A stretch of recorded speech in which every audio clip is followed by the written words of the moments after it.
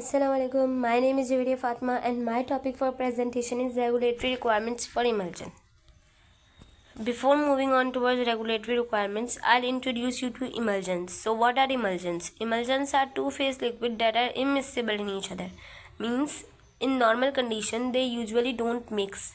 An example is oil and water. They usually don't mix, but after the addition of emulsifier, an emulsification process occurs and an emulsion is formed. Emulsions are of two types, oil in water and water in oil. In oil in water emulsion, oil is in dispersed phase. Dispersed phase means in less quantity and water is in continuous phase. Continuous phase means in large quantity. Water in oil emulsion is just the opposite of oil in water emulsion. In water in oil emulsion, water is in dispersed phase and oil is in continuous phase. You can see both type of emulsions, oil in water and water in oil emulsion, in the given diagram. Now, moving on towards regulatory requirements.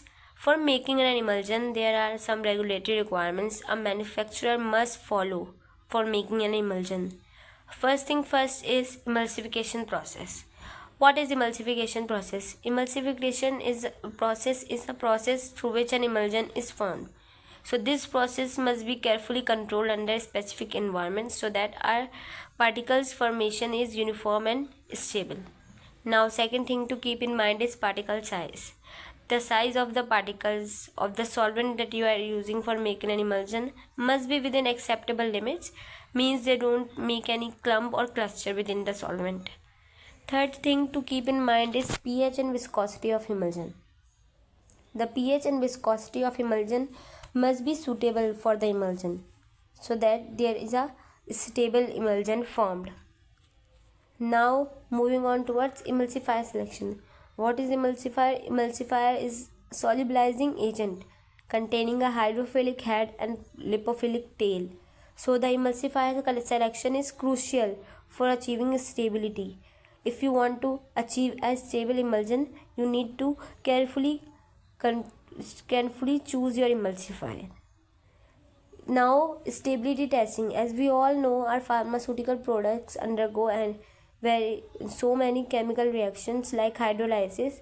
So, preventing the products from chemical reaction, we need to do testing like stability testing so that our emulsion or other pharmaceutical products must be prevented from this reaction under various conditions. Now last but not least, labeling. Labeling must be accurate and completely providing information about ingredients. Means we need to label A to Z ingredients that we have used for making an emulsion and must be labeled on the top of the bottle in which we are storing the emulsion. And also the storage condition. We need to tell the people that in which storage condition they will be prevented from the chemical reactions. So I hope you all understand the emulsions, their types and regulatory requirements. Thank you so much.